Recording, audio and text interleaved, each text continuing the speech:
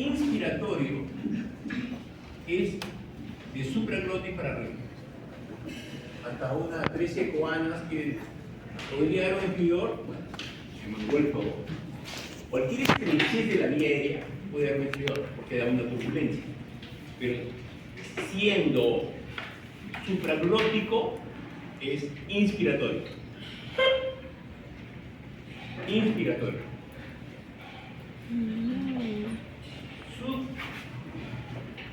El bifásico, acuérdense, clásicamente es el asma, un estridor expiratorio. El asma, o sea, bronquios, tráquea, un cuerpo extraño que se encadena, ¿qué tipo de estridor me dejaría? Expiratorio. ¿Por qué? Porque está debajo de las cuerdas vocales. Algunos le llaman de la tráquea cervical, de la tráquea cervical para abajo, ¿no? Es expiratorio clásico. Entonces, tenemos inspiratorio de cuerdas vocales para arriba, que es la laringomalacia. Expiratorio, todo lo que es tráquea, todo lo que es bronquios. Y bifásico tenemos dos. Las cuerdas vocales y la subglotis. O sea, la glotis y la subglotis. Eso me da un estridor bifásico. Pero para que las cuerdas vocales hagan estridor, tiene que ser una parálisis y van a verlo con eso. Tiene que ser bilateral. Porque unilateral da disfonía, pero no da estridor bifásico. Mientras que una patología en subglotis, ya mencioné, una estenosis subglótica, que puede ser congénita. ¿Cuál es la diferencia de una estenosis subglótica congénita? La estenosis subglótica, por decirlo así, un anillo total, es el cricoides. La estenosis subglótica congénita es principalmente anterior, como un mamelón anterior, mientras que una estenosis subglótica adquirida es concéntrica. O sea, si hacemos una endoscopía y un niño tenía un estridor bifásico y lo intubaron, y a la semana me dicen haga una endoscopía para ver qué patología es, y no lo saca y encuentra una estenosis o una estrechez concéntrica, es producto del tubo por el tubo que ingresó, hecho una estenosis adquirida. Pero si es de un solo, es anterior, básicamente anterior, estamos hablando de que era congénita y por eso tenía el estridor antes. Entonces, cuando uno evalúa un estridor, lo evalúa en el tiempo del estridor, o sea, inspiratorio, expiratorio o bifásico, y en el llanto. O sea, si yo tengo un bifásico y el llanto es débil o ausente,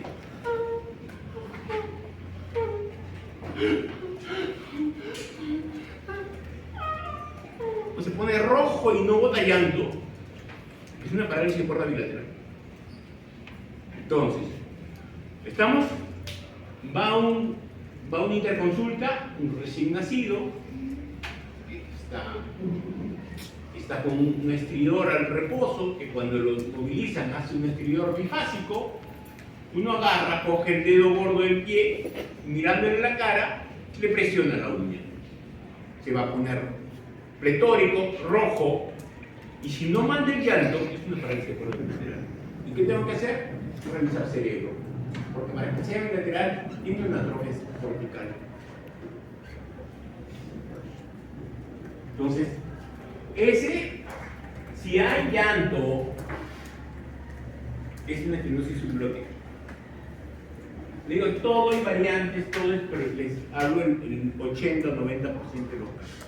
Así se evalúan los estridores en un recién nacido. Como dice, la causa más frecuente de estridor es el estridor respiratorio y la causa más frecuente de estridor respiratorio es la laringomalacia. Hasta ahí estamos de acuerdo. Causas de estridor bifásico, parálisis de cuerda bilateral o estenosis subglótica, o tumoración o cuerpo extraño, dependiendo de la edad que estemos pensando. Una traqueomalacia es tráquea. ¿Qué tipo de estridor me estaría dando, doctor? Respiratorio. Respiratorio. Respiratorio. Es tráquea. Ahora hablamos de laringomalacia. La laringomalacia, tenemos dos tipos de clasificaciones que me gustaría recalcar. Uno, el tipo,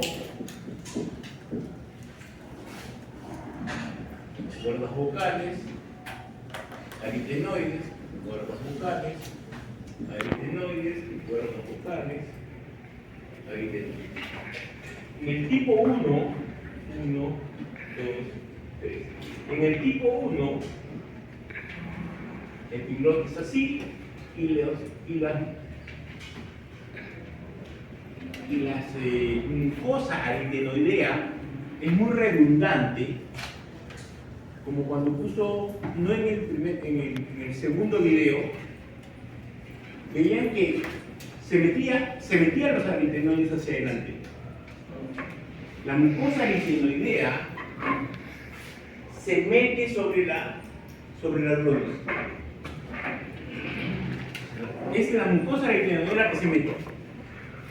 Y eso quirúrgicamente operamos solamente la mucosa.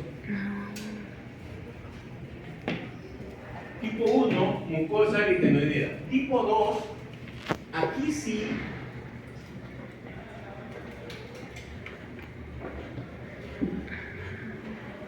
el pliegue ariepiglótico es corto. Ese es el típico hocico de Tenca, es en donde el epiglotis se repliega y hace la dificultad al ver las cuerdas vocales, porque el epiglotis se ha plegado como una rosa, como un capullo. Tanto así de que uno corta esto y se abre. Ese es el tipo 2, es el más frecuente. ¿Y omega? El más frecuente es el 2. Y ahí viene el 2 con el 1, que es lo que presentó. Pero es los aritenoides como se meten. Claramente ves el video.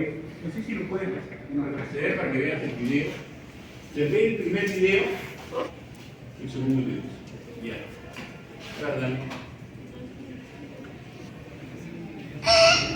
La laringomalacia es la causa más frecuente de los...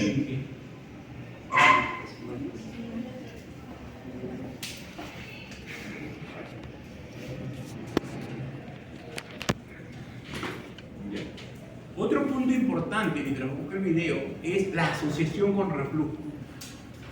O sea, se buscaba la causa. Ahí está. Mira esta mucosa aritenoidea. ¿Ves cómo se mete? Es la mucosa la que se mete. Es la mucosa la que se mete. Ese es tipo 1. Porque los aritenoides no están tan. La epiglotis no está tan cerrada. Es la mucosa la que tapa la glotis. Mira cómo se mete. Ese es tipo 1. Y es importante identificarlo, porque si no, imagínate, abres esto y la mucosa se sigue metiendo. O sea, nosotros como cirujanos tenemos que identificar qué cosa es lo que voy a corregir. Si yo me equivoco en qué cosa voy a corregir, no lo corrijo. Y si me equivoco, es tráqueo. Entonces, primer punto, mucosa. Segundo punto, ella epiglotis. Discúlpeme, si es que pregunto, muy probablemente pregunte estas cosas. No digo que necesariamente, pero Para mí es básico que tengan que saber eso. Y el tercer tipo es la caída del epiglotis sobre la glotis.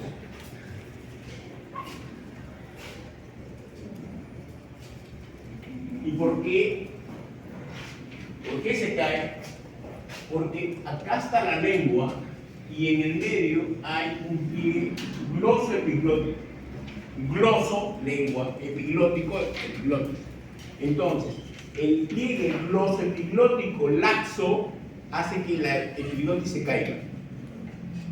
Y eso da otro tipo de laringomalacia, en donde aquí se hace una apexia entre la lengua y la retinoide para llevárselo hacia adelante y pueda dejarlo de todo.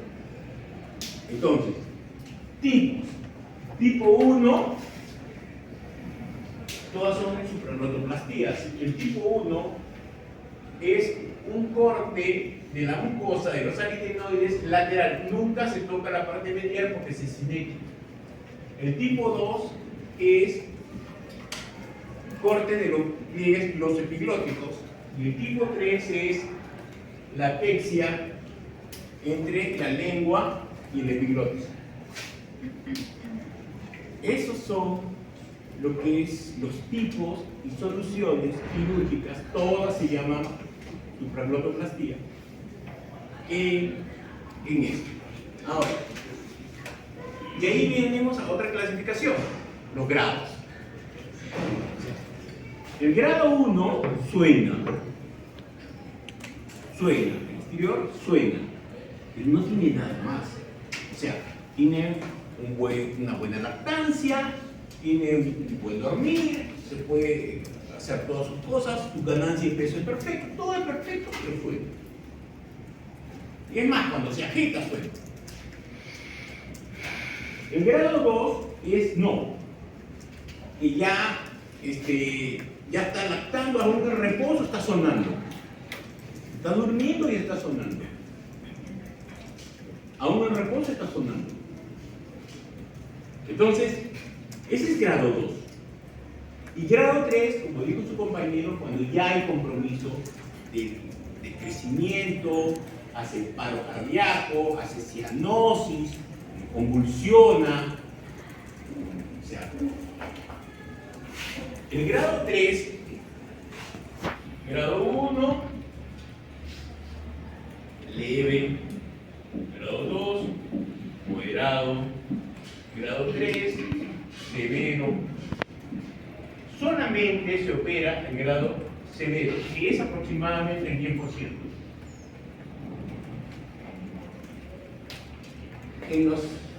La laringomalacia actualmente se asocia mucho al reflujo. Y el reflujo tiene un problema. O sea, una cosa es que se haya demostrado que la laringomalacia se produce por reflujo, eso todavía, de lo que yo sé, todavía no se ha demostrado. Hay asociaciones, pero no ha llegado a causalidad. Pero sí, como consecuencia de la laringomalacia, también se incrementa la posibilidad de reflujo. O sea, no se sabe si es causa o es consecuencia, pero hay mucha asociación con el reflujo laringofaríngeo o reflujo gastroesofágico. Entonces, ¿qué es lo que hace el reflujo? ¿Qué hace en la laringe un reflujo? Da hipoestesia supraglótica. ¿Qué implica una hipoestesia supraglótica? Que pueda haber microaspiraciones y más probabilidades de neumonías. Entonces, cuando yo tengo, no sé, doctor, ya qué vacunas ponerle a mi sobrino porque para haciendo neumonías, en estos 8 meses ha hecho 3 neumonías. ¿Qué es lo que tiene mi sobrino?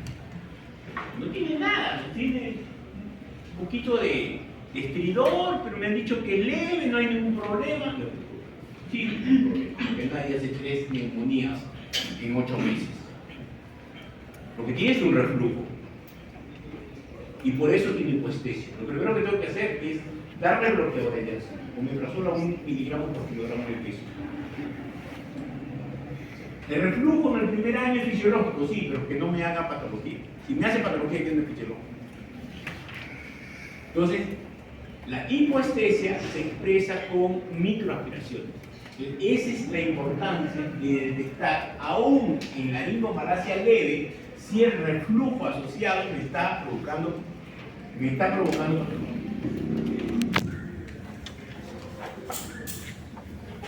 Pero solamente el 10% es quirúrgico, solamente laringomalacia. Ahora, y otra cosa más, hay supraglotoplastia, por decirte, unilateral, sobre todo en esta. Opero una sola o opero las dos de frente. Cuando en la patología, como perro en su casa, Ay, yo chido. Ya.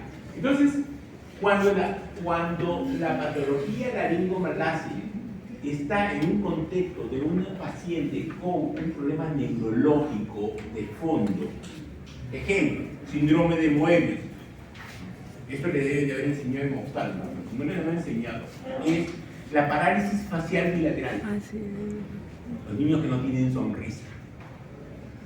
Ellos se asocian mucho a la laringomalacia. ¿Por qué? Porque la laringe no sube y baja.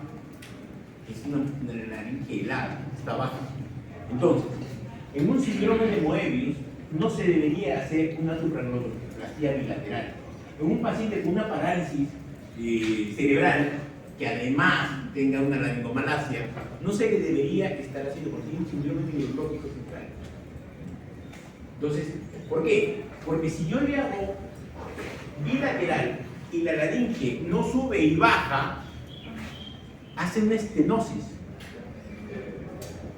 Entonces, por eso es que se le hace unilateral.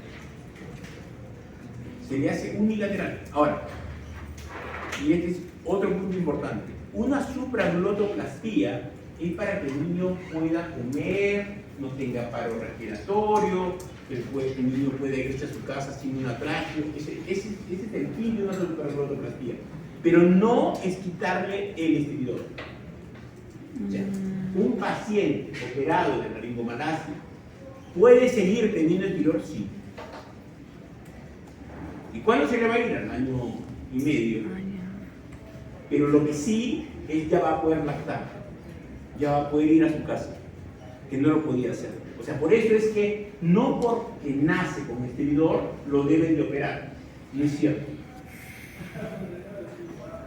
Como dijo su compañero, a los 2 meses se presenta, pero también puede presentarse al nacimiento. Si es al nacimiento, tiene más probabilidad de que llegue a severo, pero no necesariamente. Entonces, y ahí empeora hasta los 6 meses y resuelve casi al año y medio, máximo 2 años. Pero claramente al año y medio ya tiene que estar mucho mejor. Vamos.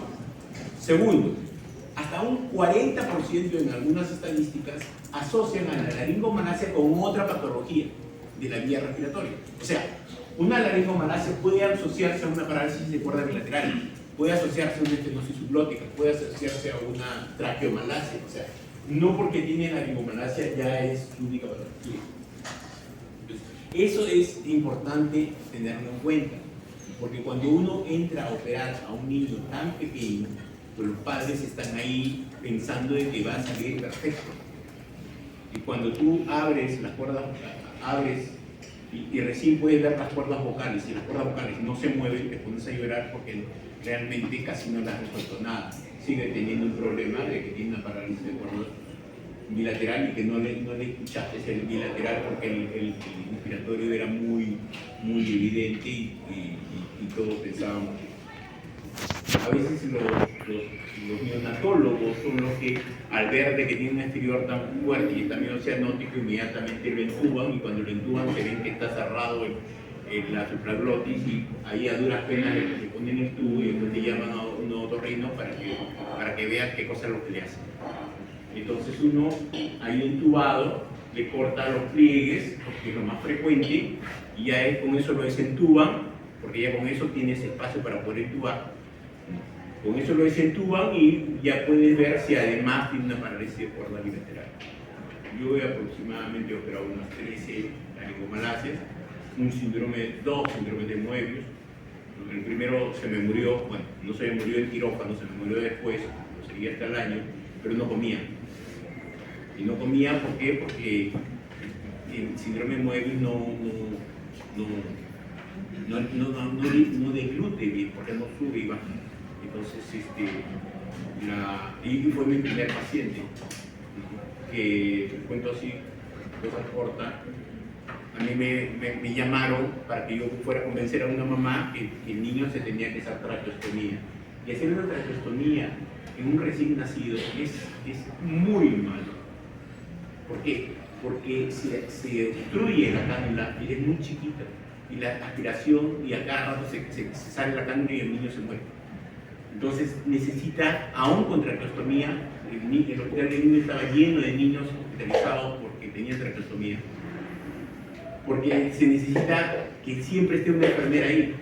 Entonces le hacen la traqueostomía, le salvan la vida, pero va a vivir en el hospital. Los padres no pueden vivir en el hospital, lo abandonan al niño y se van. Entonces eso, y a mí me dijeron que le vaya y le diga a la mamá de que tenía que hacer una traqueostomía porque el niño hacía cada rato cianosis. Y la madre agarró y me dijo, doctor, pero usted me va a asegurar que si le hacen ese procedimiento, mi hijo lo voy a poder llevar a la casa. Y yo me quedé helado porque no era cierto. Porque si yo lo llevo a la casa y no se puede resolver, pues yo trabajo, yo soy madre soltera, tengo 3 hijos, en la punta del cerro, y yo a mis hijos los encierro para que con la comida adentro los encierro y su hermana mayor va a ser la que lo va a cuidar. Y si mi hijo se muere, yo lo hago usted responsable. Yo agarré y dije, ¿qué hago? Dije, no, señora, discúlpeme, usted me convenció, yo no la puedo convencer. Me fui a leer qué cosa le puedo hacer. Porque cuando yo estoy hablando del 2000, eso no estaba muy bien establecido. Me puse a leer y vi que podía hacer la aripiplotoplastía y después vi la supraglotoplastia y me operé con una supraglotoplastia, pero le hice bilateral. ¿Por qué? Porque no estaba descrito unilateral. Le hice bilateral y mejoró. Ya el niño lactaba y todo, pero a los meses se nequió y como ya le pusieron una sonda nasogástrica, por ahí se alimentaba, pero como bien me dijo la madre, pues sus hermanos no podían cuidarlo, por una neumonía, por el reflujo que tenía y pues, uno podría decir como cirujano, pues yo lo hice bien, no lo hice bien. ¿Y qué cosa hay que hacer? Estudiar más. Por eso es que hablo de unilateral y de reflujo, porque se me ha muerto un paciente. Y en la medida que tú sientes esa pérdida, pues te pones a estudiar más. No le eches la culpa al paciente. Comienzas a buscar mejores técnicas operatorias para poder decidir en qué paciente hacer lo que es necesario hacer. Y eso es lo que yo enseño a mis residentes y todo. Que nunca decir, bueno, esto yo lo domino, esto yo lo hago así, y el paciente, el buen paciente o mal paciente, cursó bien, cursó mal, no. O sea, seguirlo y verlo que vaya todo bien. Y si no va bien, échate la culpa. ¿En qué cosa te equivocaste para que no marchara bien? Y a veces, en el momento que tú lo hiciste, era cierto lo que hiciste, pero después ya no es cierto. Entonces es un poco eso. Y bueno, eso es básicamente. Recuerden los tipos de estridores, el topodiagnóstico por estridores, el llanto para hacer el diagnóstico diferencial, las patologías que pueden estar asociadas, ¿no? Sobre todo la de subglotis, el hemangioma subglótico, la estenosis subglótica, las otras de subglotis. Y bueno, básicamente la indicación quirúrgica y el reflujo. Que les haya puesto un pack, pero sí.